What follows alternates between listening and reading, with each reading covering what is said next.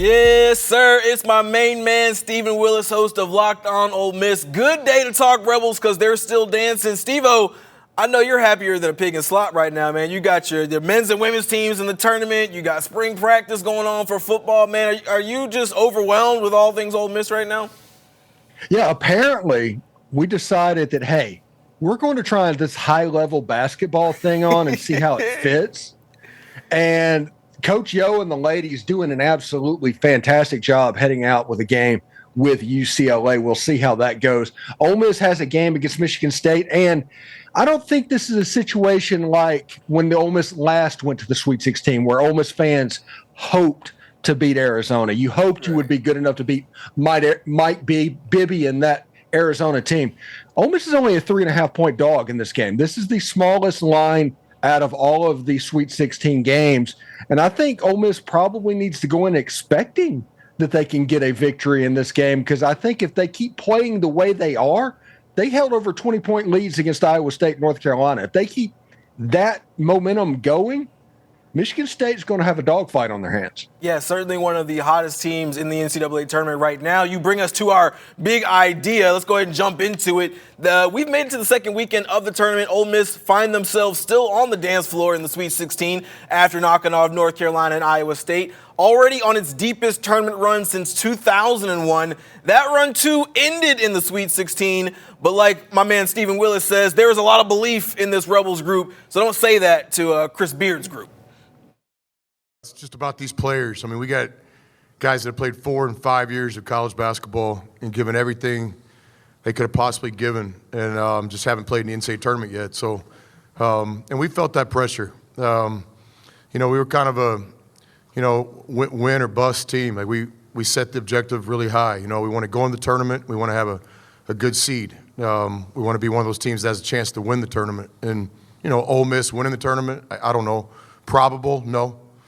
Possible? Absolutely. I tell you what, Coach Beard's one of those guys, like he just kind of, he's one of those guys you think you want to run through a wall for, and I think this Ole Miss Rebels team has kind of adopted a lot of what he brings to the table. Friday, they're going to take on Tom Izzo and Michigan State, the 2 seed. First, Steven, what have you thought about what the Rebels have already accomplished thus far? I think they're ahead of schedule, honestly, as far as the Chris Beard build. We thought that Ole Miss might be able to make the second weekend, but it wasn't a guarantee earlier in the season. I mean, Ole Miss kind of got whipped pretty good against Mississippi State, whipped pretty good against Memphis. We knew that the NCAA tournament was going to be all about matchups, and if you got the right matchups, you could probably advance. And I thought going into this tournament, the way it was set up, if Ole Miss made it past the North Carolina game because of the eliteness that they have in their backcourt, I thought that Ole Miss could make a little bit of a run. I thought they matched up pretty well against Iowa State. Now against Michigan State, it's going to be interesting, but it's not going to be interesting in the fact that you need Sean Padula and Juju Murray and Matthew Morrell to really show out. I don't think this is going to be a guard game. I think this is a game where Malik Dia, this is why he got recruited to Ole Miss. Malik Dia, with his ability to play bully ball, with his ability to kind of stunt the rebounding advantage that Michigan State has in this game, this is the reason that Malik Dia got recruited to Ole Miss. Yeah, I think that's an excellent point. Malik Dia has been so good this year. You didn't know if he was going to be like the guy. I think we all came into the season expecting it to be kind of Matt Morrell and Sean Padula's team. Morrell certainly coming back after having tested the waters of the NBA draft last year. But Malik Dia's ability to kind of play whatever way Ole Miss really needs him to play has been really impressive thus far. To your point, he can play the bully ball inside. He can rebound really well. But he's also really good in kind of that high post area where he can be allowed to make some decisions. He can put the ball on the floor a little bit. He can shoot from the outside. You've got to respect him. So I don't think Michigan State will be allowed to kind of pack things in because of what Malik Dia brings to the floor.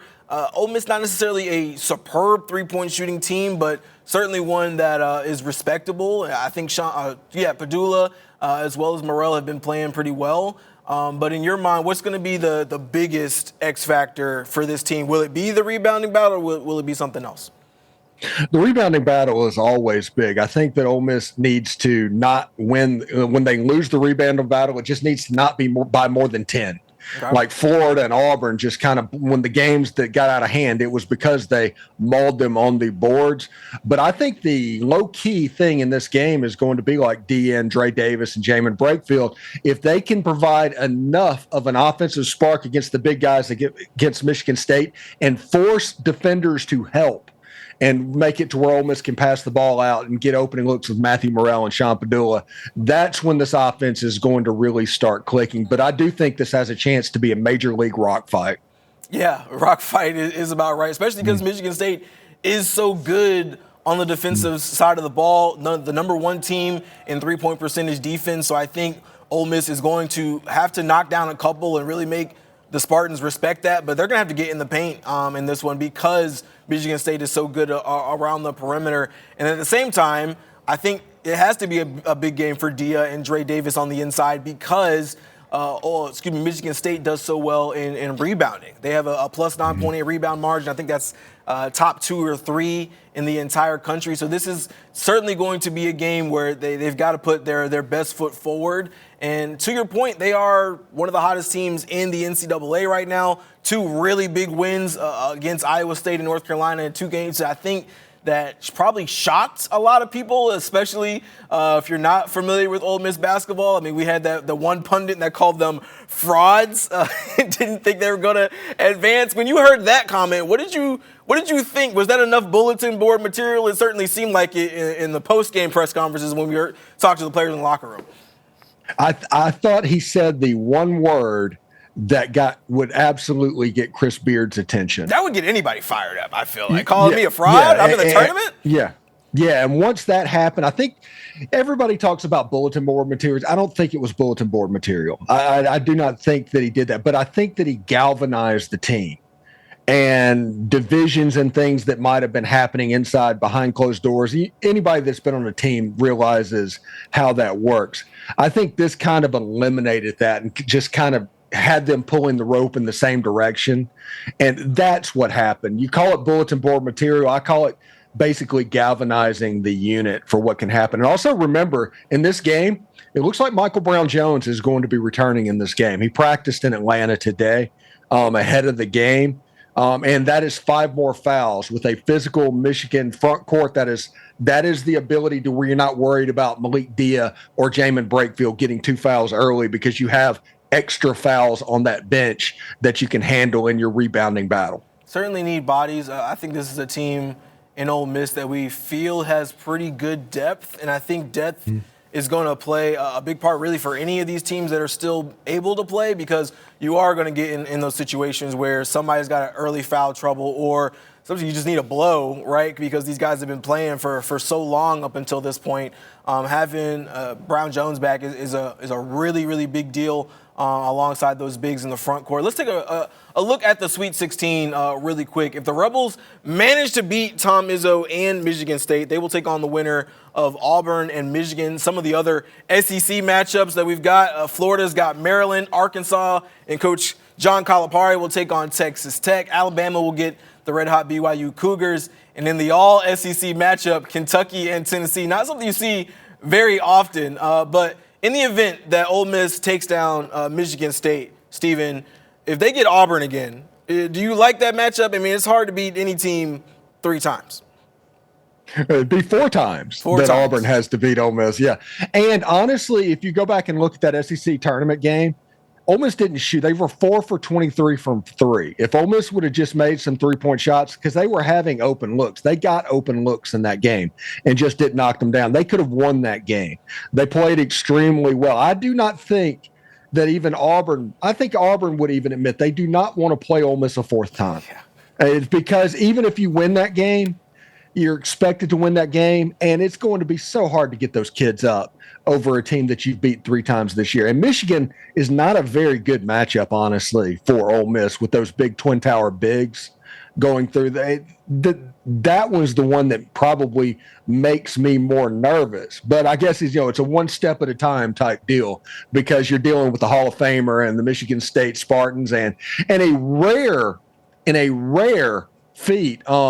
Ole Miss is going to go up against Jace Richardson in this game, but his dad played for Tom Izzo in the 1999 tournament when Michigan State won the game. So Ole Miss will actually play father-son in the NCAA tournament, which is a pretty good feat for a team that's on about their 12th game. Yeah, certainly you look for all those little fun facts, the little game within the game, the story within the storyline kind of things when you get into this NCAA tournament. Yes, this will be the second time that Ole Miss has played Michigan State ever, which I think is kind of interesting. And that was on a run that Ole Miss was back in 1999. So when you're talking about Chris Beard, he's now taken 4 separate programs to the NCAA tournament. First time Ole Miss has even been in it since 2019. In your mind, what has Beard's impact on the program been, in your opinion? I know you said they were ahead of schedule. Why do you think that is? Well, I think they're ahead of schedule because leading into that, they'd struggled pretty much off and on ever since 2013. They had the NCAA run with Marshall Henderson, and before that was the Rod Barnes. So about once a decade they'd make the tournament. So I figured after Kermit Davis and the hole that they were in, it was going to take a little bit of time. It just was. In year 2, not only making the NCAA tournament, but making the Sweet 16 and defeating 2 top 5 programs along the way. That's ahead of what is expected. Ole Miss has never beaten 2 top 5 programs in a season. So that's the reason I say that they're ahead. Now, Chris Beard, with what they can do, I do think that Chris Beard has Ole Miss on a similar trajectory as Bruce Pearl, what he did at Auburn. And the difference is Chris Beard has the transfer portal now, and it can be happening faster. Bruce Pearl had to do it over multiple years before the portal. So I do think Chris Beard, if he stays at Ole Miss, and especially if Ole Miss were to win the game against Michigan State and have an Elite Eight, I think transfer portal recruiting, I think high school recruiting is going to take off. And all of a sudden that beautiful new building that they have on campus at the Pavilion, that becomes a major asset and thing that they can look at. And with the Rev Share and the Grove Collective doing their thing, I think a lot is in place for Ole Miss to make a little bit of run in basketball, especially men's and women's, because the rumor is Coach O's doing some work right now in the portal. Yeah, come to the SIP, certainly sounding better and better to a lot of college basketball players, both on the men's and the women's side. For Chris Beard, you're going into year 2. You win 20 games last year, so I think even then you were a little bit ahead of schedule getting to that 20th win. You get him into the NCAA tournament this year, 24 wins on the year. What we've seen both in basketball and in football and really all these sports now is because of the way the transfer portal works, it can be instant impact. Year over year, you don't have to wait, multiple years in a row to kind of get a team that can be competitive. And I think what we've seen with the Grove Collective and everything that Ole Miss is able to bring to the table, especially on the football side, as long as Chris Beard continues to have success, it's going to be real easy for a lot of these teams to slide, a lot of these players to kind of come and be interested in what Ole Miss has to offer. Because at the end of the day, a lot of these cats, they just want to get into the NCAA tournament, man. A lot of them have played for so long. We heard it in that soundbite that Chris Beard had was they've got so many of these guys who have played in their 4th and 5th year but hadn't had a taste of the tournament. And now you have a potential to not only make a Sweet 16, which I think, to your point, is already an ahead of schedule kind of thing, but if they can get to an Elite Eight, they could potentially get to a Final Four. You're talking about big time eyes on the Ole Miss program, and one that's been really a university in an athletic department that's already kind of been on the rise. In your opinion, Steven, what is the cap? I guess I don't know if cap is the right word. Do you feel like this might be the end of the rope for Ole Miss, or is a Final Four berth kind of in your bracket? Is it busted? No, I said before the tournament, no joke. Everybody can check out my bracket, or if you need to say it. I had Ole Miss in the Elite Eight. Okay. Seriously, a rematch with Auburn. I just felt like that was a thing of destiny, and we'll see how it goes. Because, like I said, if Ole Miss beats Michigan State on Friday night, Ole Miss becomes the story of this tournament. Yeah. They become to what Florida Atlantic, the George Mason, all of that. And they go into a game against Auburn and Michigan with all the momentum, and weird stuff happens in this tournament all the time. And if Ole Miss gets that game, if Ole Miss were to get that game all of a sudden you have a week of everybody talking about that program. I'm telling you, what Chris Beard has done to Ole Miss basketball in the last week, if you look at the video count of what I have going on this week, I have not touched a football story this week. Which is rare for you. Basketball. Very rare for you to not touch a football story at Ole Miss. Yeah, all week touching nothing but basketball. And I'm getting 4,000 views per video going on. So we always joke, is like, hey, we're basketball school now. Yeah, we're going to try this on and see if it fits.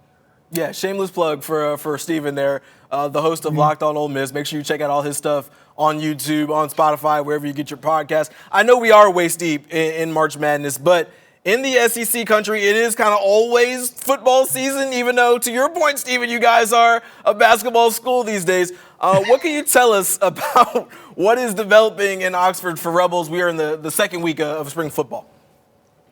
Well, I will say this, and if you look around college football, they've de-emphasized spring football. So basically what spring ball is about one-on-ones, individual players, and basically roll call. That's what spring football is, and that's what people get to see. I know that people are raving about how Caleb Odom looks. I mean, he's 6'6", 230 pounds, playing wide receiver. There's kind of a DK Metcalf element to his game, which I'll be interested to see what happens. Austin Simmons is obviously everywhere. He has a chance to be a really good quarterback. I talked to him on my show probably about a week and a half ago, and whenever you talk to him, it's a 1-1 level mind when it comes to the NFL. He can do all that. So if he can go out on the field and perform, the sky's the limit for that guy. Now, I think the defensive line, they feel pretty good about where they sit right now. I don't know if they feel pretty good about the defensive backs at this moment. Yeah, I would say defensive back might be the place to fill the biggest hole. If you're Ole Miss from a team that, I mean, their defensive backfield was respectable last year, but they had so many fantastic front four players, front seven players. You're talking about Princely Uman-Mielen, who's in the draft now. You're talking about Suntarine Perkins, who's back and probably will be the leader of that defensive line. Do you see the backfield being a spot where they're really going to have to fill some holes? I think wide receiver, they're probably okay. But you lose a Trey Harris, you lose Watkins as well. Is Caden Lee going to be the leader of that group? Yeah, and the defensive backfield, what you said, the answer is we don't know. I mean, they brought in Sage Ryan. They brought in some transfers that have a chance to show up, and they have a really good freshman class coming in with Keon Young and LaDarian Clardy and Cortez Thomas that all have a chance. But at the real, since they're not going to be on TV, nobody's going to see anything in practice. It's all rumors and innuendo, but the key will be in the transfer portal in the spring, if all of a sudden there's a couple of defensive backs that get pulled out of. That's how we're going to know about that. I like the running back position. Logan Diggs in his 6th year of college football, and Kewan Lacey and Shakai Mills-Knight. That group in the fall has a chance to be pretty good. The wide receiver unit has a chance to be better in 2025 than it was in 2024, and that's ridiculous to say whenever Trey Harris was in that room. And with Austin Simmons, the offensive line, I think the offense is going to be fine. I think the front seven is going to be fine. It's going to be the back end of that defense where I have my questions all the way up into fall camp. You had a chance to talk to Austin Simmons. What stood out to you the most from your conversation with him? And then secondly, I know we always like to, for whatever reason, we always like to obsess over the backup quarterback. What do you think that backup QB situation looks like? Talking to Austin Simmons, the most impressive, he's incredibly thoughtful guy. Whenever he gives answers, you can tell that he processes information faster than normal people, if that makes sense. And I think Austin Simmons has a chance to not step up from Jackson Dart. They're different quarterbacks. They do what they have to do, but Austin Simmons has a chance to be different in a similar way to like Jalen Hurts and Tua Tagovailoa whenever they came in. I think that's the Austin Simmons track. And in the backup quarterback, I think it's A.J. Maddox right now. He has one of the strongest arms on the team.